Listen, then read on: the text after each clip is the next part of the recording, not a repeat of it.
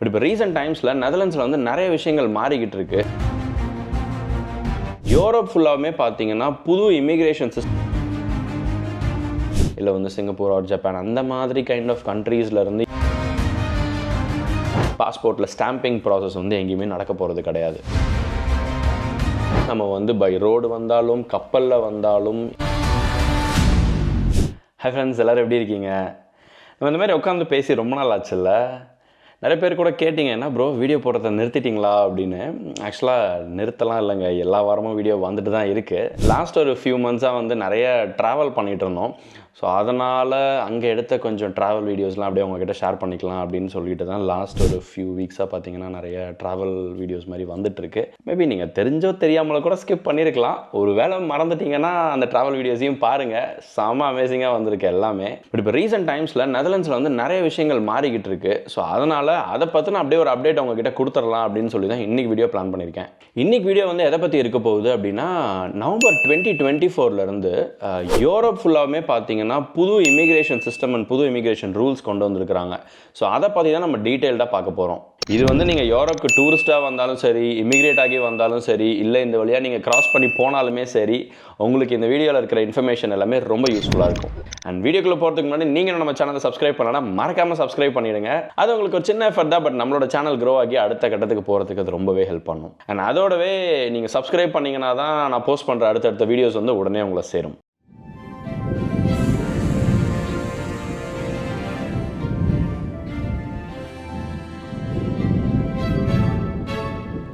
ரொம்ப வருஷமாக வந்து இந்த யூரோப் கண்ட்ரீஸ் எல்லாமே சேர்ந்து ஒரு 2 புது இமிக்ரேஷன் சிஸ்டம் கொண்டு வரதுக்காக டிஸ்கஸ் பண்ணிக்கிட்டு இருந்தாங்க. இது வந்து EES அப்படின்னு சொல்லுவாங்க, entry and exit system. And அடுத்து வந்து ETIAS, Europe travel information and authorisation system. கிட்டத்தட்ட 2022 யூரோப்பில் இருக்கக்கூடிய கண்ட்ரீஸ், முக்கியமாக வந்து ஷெங்கன் ஜோனில் இருக்கக்கூடிய கண்ட்ரீஸ் எல்லாருமே சேர்ந்து இந்த 2 இமிக்ரேஷன் சிஸ்டமை கொண்டு வரணும் அப்படின்னு சொல்லிட்டு அவங்க ஒர்க் பண்ணிக்கிட்டு இருந்தாங்க. பட் பிகாஸ் ஆஃப் அன்எக்ஸ்பெக்டட் ரீசன்ஸ்னால அது தள்ளி போய்கிட்டே இருந்தது. அண்ட் ஃபைனலி வந்து 10ஆம் தேதி நவம்பர் 2024 இந்த என்ட்ரி அண்ட் எக்ஸிட் சிஸ்டம், அதாவது EES அப்படின்னு சொல்கிறோம் இல்லையா, ஸோ அந்த சிஸ்டம் வந்து யூரோப்போட எல்லா இமிக்ரேஷன் பார்டர்ஸ்லையுமே வந்து இம்ப்ளிமெண்ட் பண்ண போகிறாங்க. அண்ட் அதோடவே வந்து இந்த EES இம்ப்ளிமெண்ட் பண்ண ஒரு 6 to 10 மாத டைம் ஃப்ரேம்குள்ளார ETIAS அப்படிங்கிற அந்த சிஸ்டமையும் வந்து இம்ப்ளிமெண்ட் பண்ண போகிறாங்க. இது ரெண்டுத்துக்கும் என்ன டிஃப்ரென்ஸ், யாருக்கெல்லாம் இது அப்ளிகபிள் ஆகும், அண்ட் இதனால் இங்கே ட்ராவல் பண்ணுறவங்களுக்கு என்ன இம்பாக்ட் இருக்குது, இதனால் இமிக்ரேஷன் வந்து ஏதாவது ப்ராப்ளம் ஆகுமா, ரொம்ப டிலே ஆகுமா, ஸோ இதை பற்றின விஷயங்கள் எல்லாத்தையும் தான் இந்த வீடியோவில் ஒன்று ஒன்றா அப்படியே பார்க்க போகிறோம். ஃபஸ்ட்டு வந்து நான் அந்த ETIAS பற்றி சொல்லிடுறேன், அதாவது ட்ராவல் ஆத்தரைசேஷன் சிஸ்டம் இருக்கு இல்லையா, அதை பற்றி சொல்லிடுறேன். அதுக்கப்புறமா நம்ம அந்த என்ட்ரி அண்ட் எக்ஸிட் சிஸ்டம் எப்படி ஒர்க் ஆகும் அப்படின்னு பார்ப்போம்.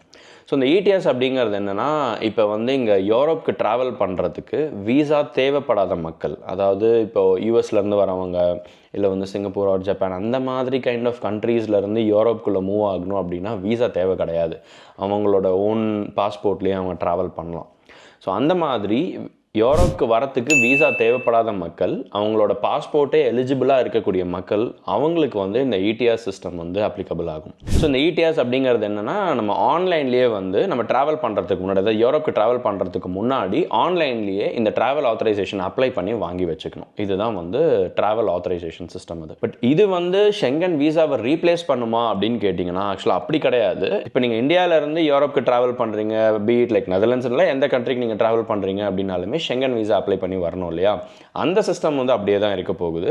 இது வீசா தேவைப்படாத மக்களுக்கு தான் வந்து இந்த ETIASங்கிறது கொண்டு வராங்க. ஸோ இதுக்கு முன்னாடி எப்படி இருந்துச்சுன்னா, அந்த பாஸ்போர்ட் வச்சிருக்கிறவங்களாம் நேச்சுரலாக அவங்க பாட்டுக்கு உள்ளே வரலாம், இமிக்ரேஷனில் வந்து ஸ்டாம்ப் மட்டும் பண்ணிட்டு போயிட்டே இருக்கலாம். பட் இனிமேல் வந்து அந்த மாதிரி கிடையாது. அதுக்கு மேலே 1 level ஆஃப் ஆடட் செக்யூரிட்டிக்காக அவங்க வந்து இந்த ஆன்லைன் ட்ராவல் ஆத்தரைசேஷனை கொண்டு வந்திருக்கிறாங்க. பட் இதுக்கு காஸ்ட்டுன்னு பார்த்தீங்கன்னா ரொம்ப கிடையாது, வெறும் €7 தான். பட் அப்ளை பண்ணி மோஸ்ட்லி ஆன்லைனில் அப்ளை பண்ணுறதுனால வித்தின் ஒரு ஃபியூ மினிட்ஸ்லேயே வந்து நம்மளுக்கு கிடச்சிடும். அப்படி இல்லை, நம்ம ப்ராப்பராக அதை டாக்குமெண்ட் சப்மிட் பண்ணல அப்படின்னா ஒரு 14 நாள், இல்லை ஒஸ்ட் கேஸ்க்கு 30 நாள் வரைக்கும்லாம் கூட போகும். அந்த மாதிரி அவங்க டிலே பண்ணுறாங்க அப்படின்னா ஆப்வியஸாக எம்பசிலேருந்து நம்மளை ரீச் அவுட் பண்ணி இன்ஃபர்மேஷன்லாம் கேட்பாங்க, எக்ஸ்ட்ரா டாக்குமெண்ட்ஸ்லாம் கொடுக்கணும். அதுக்கப்புறம் அந்த ETIAS வந்து அப்ரூவ் பண்ணி கொடுத்துருவாங்க. பட் நீங்கள் வந்து யூரோப்க்கு ட்ராவல் பண்ணுறதுக்கு முன்னாடி, அதாவது அங்கே ஃப்ளைட்டை போர்ட் பண்ணுறதுக்கு முன்னாடியே உங்கள் கையில் வந்து அந்த ட்ராவல் ஆத்தரைசேஷன் ரெடியாக இருக்கணும். அண்ட் இந்த ட்ராவல் ஆத்தரைசேஷன் முக்கியமாக யாருக்கு அப்படின்னா, இப்போ இங்கே இமிக்ரேட் ஆகி வராங்க இல்லையா, அவங்களுக்கு கிடையாது. அவங்களுக்கு வந்து விசா அண்ட் ரெசிடென்ஸ் பெர்மிட் அப்படிங்கிற மாதிரி ஒன்று சொல்லுவாங்க, அது மட்டும்தான் இருக்குது. இந்த ஷார்ட் ஸ்டே விசாவை கொண்டு வருவாங்க இல்லையா, டூரிஸ்டாவோ இல்லை வந்து ஃப்ரெண்ட்ஸ் அண்ட் ஃபேமிலி விசாவில் வருவாங்க. ஸோ அவங்களுக்கெல்லாம் தான் வந்து இந்த இடிஎஸ் அப்ளிகபிள். அண்ட் இந்த ட்ராவல் ஆத்தரைசேஷனை பொறுத்த வரைக்கும் இந்த பயோமெட்ரிலாம் எதுவும் கொடுக்க வேண்டாம். இப்போ நம்ம விசா அப்ளை பண்ண போனோம்னா ஃபிங்கர் பிரிண்ட்டு அந்த மாதிரிலாம் கொடுப்போம். ஸோ இந்த இடிஎஸ் பொறுத்த வரைக்கும் நம்ம வந்து பயோமெட்ரிக்ஸ்லாம் எதுவும் தேவை கிடையாது.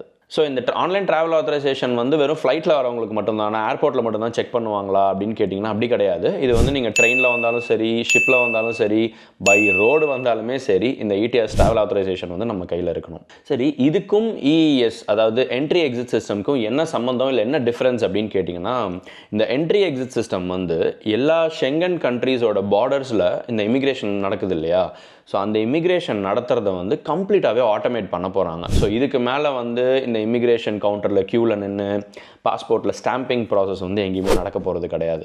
ஸோ ஆட்டோமேட்டிக்காக வந்து எல்லாம் அந்த ஆட்டோமேட்டட் கேட்ஸ் போட்டிருப்பாங்க. ஸோ அதில் போய் நம்மளோட பாஸ்போர்ட்டை ஸ்கேன் பண்ணணும். அண்ட் அந்த ஃபிங்கர் பிரிண்ட் அண்ட் ஐரிஸ் ஸ்கேன்லாம் நடக்கும், ஃபேஷியல் ரெக்கக்னிஷன் நடக்கும். அது முடிஞ்சதுக்கப்புறம் எல்லாம் கிளியராக இருந்துச்சுன்னா ஆட்டோமேட்டிக்காக கேட்டு திறக்கும். கிளியராக இல்லைனா அந்த கேட்டு திறக்காது. அப்போனா நம்ம ஏதோ சிக்கலில் இருக்கிறான்னு அர்த்தம். நம்மளை வந்து கஸ்டம்ஸில் கூட்டு போய் உட்கார வச்சுருவாங்க. பட் இந்த மாதிரி ஹைலி ஆட்டோமேட்டட் அண்ட் வந்து இந்த எல்லா கண்ட்ரிக்குமே வந்து அந்த டேட்டா ரொம்ப சிங்க்ரனைஸ்டாக இருக்கும். ஸோ அதனால் நீங்கள் எந்த கண்ட்ரியில் எந்த பார்டரில் எந்த பிரச்சனை நடந்தாலுமே அந்த டேட்டா வந்து ஒரு சென்ட்ரல் டேட்டா பேஸில் வந்துடும். அதுக்கப்புறமா நீங்கள் வேறு எந்த கண்ட்ரிக்குள்ளே போகணுன்னு ட்ரை பண்ணாலுமே வேறு ஏதாவது பிரச்சனை அப்படின்னு இருந்ததுன்னா அவங்க அலோவ் பண்ண மாட்டாங்க. ஸோ மோர் ஆஃப் லைக் ஒரு centralized database, but also அதுவுமே வந்து ஆட்டோமேஷன் சிஸ்டம் வச்சு தான் அவங்க ஹேண்டில் பண்ணுறாங்க. ஸோ நிறைய பேருக்கு கனவு இருக்கும்ல, நம்ம பாஸ்போர்ட்டில் வந்து எல்லா கண்ட்ரியோட ஸ்டாம்பிங்கும் இருக்கணும், முக்கியமாக யூரோப்பியன் கண்ட்ரிஸோட ஸ்டாம்பிங்லாம் இருந்தால் இன்னும் நல்லா இருக்கும் அப்படின்னு நினைப்போம் இல்லையா. ஸோ அந்த கனவுல கொஞ்சம் மண்ணை போடுற மாதிரி தான் இந்த சிஸ்டம் இருக்குது. ஸோ இனிமேல் வந்து அந்த ஸ்டாம்பிங் ப்ராசஸ் கிடையாது. ஆக்சுவலாக இந்த இஇஎஸ் அப்படிங்கிறது வந்து புதுசு கிடையாது. ஈவன் துபாயில் கூட நான் இப்போ ரீசெண்ட் டைம்ஸில் இந்தியா ட்ராவல் பண்ணும்போது, துபாயில் டிரான்சிட் எடுக்கும் போது அந்த மாதிரி அங்கேயுமே வந்து இந்த சிஸ்டம் இம்ப்ளிமெண்ட் பண்ணியிருந்தாங்க. ஈவன் இந்தியன் பாஸ்போர்ட் வச்சுருந்தா கூட அங்கே ஸ்கேன் பண்ணிட்டு போகிற மாதிரியான ஆப்ஷன் இருந்தது. இந்த என்ட்ரி எக்ஸிட் சிஸ்டம் வந்து யாருக்கெல்லாம் அப்ளிகபிள்னா, யூரோப்குள்ளே என்டர் ஆகிற both European nationals as well as non European nationals. நீங்கள் இந்தியாவிலேருந்து வீசா வாங்கிட்டு வந்தாலுமே, நீங்கள் யூரோப்குள்ளே எந்த கண்ட்ரி வழியாக நீங்கள் உள்ளே நுழைஞ்சாலுமே இந்த என்ட்ரி எக்ஸிட் சிஸ்டம் வழியாக தான் நீங்கள் உள்ளே வர முடியும். அதாவது இந்த ஆட்டோமேஷன் சிஸ்டம் மூலியமாக தான் நீங்கள் உள்ளே வர முடியும். ஸோ எந்தெந்த கண்ட்ரீஸ்லாம் வந்து இந்த சிஸ்டம் இம்ப்ளிமெண்ட் பண்ணியிருக்கிறாங்கன்னா, இப்போ நான் இங்கே டிஸ்பிளே பண்ணுற இந்த கண்ட்ரீஸ் எல்லாமே இருக்குல்ல, இதில் மொத்தம் வந்து 29 கண்ட்ரீஸ் இருக்குது. இதில் வந்து 27 தான் ஷெங்கன் கண்ட்ரீஸு. இதில் ஒரு 2 கண்ட்ரி வந்து நாங்களும் இம்ப்ளிமெண்ட் பண்ணுறோம் பிகாஸ் ஆஃப் ஆடட் செக்யூரிட்டிக்காக அப்படின்னு சொல்லிட்டு அவங்களுமே இதில் ஜாயின் பண்ணியிருக்கிறாங்க. சரி, எதுக்காக இந்த புது சிஸ்டமு இவ்வளோ எக்ஸ்பென்சிவான சொல்யூஷன்லாம் இம்ப்ளிமெண்ட் பண்ணுறாங்க? ஆல்ரெடி இருக்கிற மெத்தடில் என்ன பிரச்சனை அப்படின்னு பார்த்தீங்கன்னா, இப்போ வந்து நிறைய இந்த டூப்ளிகேட் பாஸ்போர்ட்ஸு, நிறைய இந்த ஃபோர்ஜிங் டாக்குமெண்ட்ஸு, எஸ்பெஷலி வந்து இந்த ஐடென்டிட்டி தெஃப்ட் அப்படிங்கிறது வந்து வேர்ல்டு வைடு ஒரு மிகப்பெரிய ப்ராப்ளமாக இருக்குதுங்க. நம்ம ஆதார் கார்டெலாம் ரொம்ப ஈஸியாக வந்து பரவாயில்ல அப்படின்னு சொல்லிட்டு எல்லா இடத்துலையும் ஜெராக்ஸ் எடுத்து கொடுத்துட்றோம், அந்த மாதிரிலாம் இருக்குல்ல. ஸோ அது மூலியமாக நடக்கக்கூடிய ஐடென்டிட்டி தெஃப்ட் எடுத்துக்கிட்டு அதில் போலி பாஸ்போர்ட் ரெடி பண்ணி அது மூலியமாக ட்ராவல் பண்ணுறவங்களாம் இருக்கிறாங்க. ஸோ அந்த மாதிரி ப்ராப்ளம்ஸு அண்ட் எஸ்பெஷலி இப்போ இந்த ரஷ்யா யுக்ரைன் பிரச்சனைலாம் இருக்குது. ஸோ அந்த மாதிரி ரஷ்யன் ஸ்பைஸ் எல்லாம் உள்ளே வராமல் இருக்கிறதுக்காக அண்ட் முக்கியமாக வந்து இப்போ ஓவர் ஸ்டே பண்ணுவாங்க. விசா பீரியட்லாம் முடிஞ்சதுக்கப்புறம் ஓவர் ஸ்டே பண்ணுறாங்க இல்லையா, அந்த ரெக்கார்ட்ஸ் எல்லாமே இதில் வந்து கம்ப்ளீட்டாகவே ரெஜிஸ்டர் ஆகிடும். அண்ட் இந்த இல்லீகல் இமிக்ரேஷன், முக்கியமாக வந்து இந்த ரெஃப்யூஜிஸ் இல்லை வந்து அப்படியே இந்த கண்ட்ரிஸ் எல்லாமே இப்போ லேண்டில் கனெக்டடாக இருக்குது இல்லையா. இப்போ யூரோப்பியன் கண்ட்ரிஸ் எல்லாமே பார்த்தீங்கன்னா பை லேண்ட்லேயே கனெக்டடாக இருக்கும். ஸோ ஈஸியாக வந்து அந்த பார்டர் செக்ஸ்லாம் எதுவும் இல்லைன்னா அப்படியே உள்ளே வந்துடலாம், அப்படியே இமிக்ரேட் ஆகி உள்ளே இருக்கலாம்.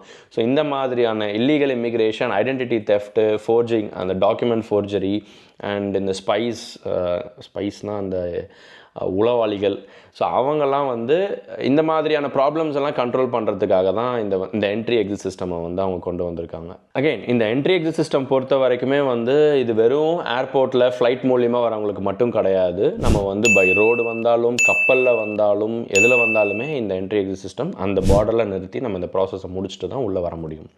இது வந்து நீங்கள் யூரோப்குள்ளேயே ட்ராவல் பண்ணுறீங்க, அதாவது ஷெங்கன் கண்ட்ரிக்குள்ளேயே ட்ராவல் பண்ணுறீங்க அப்படின்னா உங்களுக்கு ப்ராப்ளம் கிடையாது.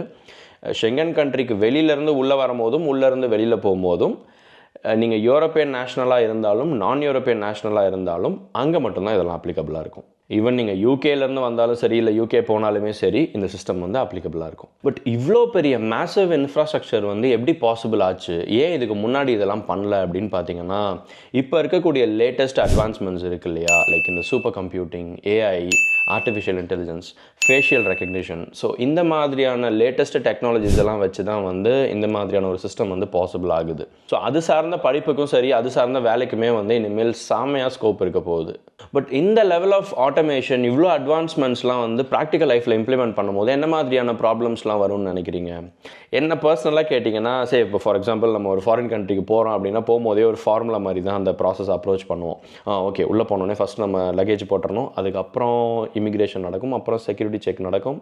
இல்லை செக்யூரிட்டி செக்குக்கு அப்புறம் இமிக்ரேஷன் நடக்குமா? ஓகே, லெவல் 1, லெவல் 2, லெவல் 3 அந்த மாதிரி கேம் விளையாடுற மாதிரி தான் நம்ம ஒரு ஸ்டெப்ஸாக எழுதிட்டு போவோம். அங்கே போய் தான் அந்த ட்ராவல் நம்ம எல்லாத்தையுமே அப்ரோச் பண்ணுவோம். இப்போ ஆஃப் லைட் நிறைய ட்ராவல் பண்ணதுக்கப்புறம் நமக்கு யூஸ் டு ஆகிடும். பட் ஃபர்ஸ்ட் டைம் அந்த மாதிரி ட்ராவல் பண்ணும்போது நம்மளுக்கு அது கொஞ்சம் நர்வஸாக இருக்கும்ல. எஸ்பெஷலி வந்து ஏஜ்டு பீப்புளாக இருக்கிறாங்க. இப்போ இங்கே இருக்கிற நிறைய பேர் வந்து பேரண்ட்ஸை கூட்டிகிட்டு வருவாங்க. அவங்க ஃபர்ஸ்ட் டைம் ட்ராவல் பண்ணுவாங்க. அவங்க ஃபர்ஸ்ட் டைமில் மல்டிபிள் டைம் ட்ராவல் பண்ணாலுமே இந்த மாதிரி ஒரு ஆட்டோமேட்டட் சிஸ்டமை க்ராஸ் பண்ணுறது, கரெக்டான இடத்துல நின்று எல்லாத்தையும் ஃபேஸ் காட்டணும், ஃபஸ்ட்டு கரெக்டான பொசிஷனில் நிற்கணும், அது என்ன பண்ணுறது ஏது பண்ணுறது, இந்த மாதிரி ஒரு கைண்ட் ஆஃப் கன்ஃபியூஷன் வரும். அதனால் ஒரு சில டிலேஸ் கூட அக்கர் ஆகும். மேபி அதெல்லாம் எப்படி இவங்க காம்பேட் பண்ண போகிறாங்கன்னு எனக்கு தெரியல. மேபி நம்பர் ஆஃப் கேட்ஸை இன்க்ரீஸ் பண்ணியிருக்கலாம். அண்ட் இனிஷியலாக ஒரு ஃபியூ மந்த்ஸ்க்கு வந்து அங்கே யாராவது ஒரு ஹெல்ப்பர் மாதிரி போட்டுட்டு இந்த மாதிரி ஸ்ட்ரகிள் ஆகிறவங்க ஏஜ்டு பீப்புளெலாம் வராங்க அப்படின்னா அவங்களுக்கு அசஸ் பண்ணுறதுக்கு அங்கே நின்று அவங்க அசஸ் பண்ணலாம். ஸோ இந்த மாதிரியான ஹெல்ப்லாம் பண்ணால் கொஞ்சம் பெட்டராக இருக்கும்னு நினைக்கிறேன். பட் இதை பற்றி நீங்கள் என்ன நினைக்கிறீங்க? இதில் நிறைய அட்வான்டேஜஸ் இருக்கா, டிஸ்அட்வான்டேஜஸ் இருக்கா அப்படிங்கிறத மறக்காமல் கமெண்ட்டில் சொல்லுங்கள். அண்ட் இந்த என்ட்ரி எக்ஸிட் சிஸ்டம் இம்ப்ளிமெண்ட் ஆகி, அதாவது 10 நவம்பர் அன்றைக்கி இது இம்ப்ளிமெண்ட் ஆகுது. இது இம்ப்ளிமெண்ட் ஆனதுக்கப்புறம் அதிலிருந்து ஒரு 6 மாதத்தில் இந்த இடிஆர் சிஸ்டமும் இம்ப்ளிமெண்ட் ஆகிடும். அதுக்கப்புறம் ட்ராவல் ஆத்தரைசேஷன் இருந்தால் மட்டும்தான் யூரோப்புக்குள்ளே வர முடியும். ஸோ இது வந்து இப்போ ரொம்ப பரபரப்பாக இங்கே ஓடிக்கிட்டு இருக்கிற ஒரு டாப்பிக்கு. ஸோ மேபி நீங்கள் ட்ராவல் பண்ணும்போது உங்களுக்கு கொஞ்சம் யூஸ்ஃபுல்லாக இருக்கும், கொஞ்சம் அட்வான்ஸாக தெரிஞ்சால் நீங்கள் கொஞ்சம் ப்ரிப்பேர்டாக வருவீங்க இல்லையா. ஸோ அதுக்காக தான் இந்த வீடியோவில் உங்ககிட்ட நான் இதை பற்றி ஷேர் பண்ணிக்கிட்டேன்.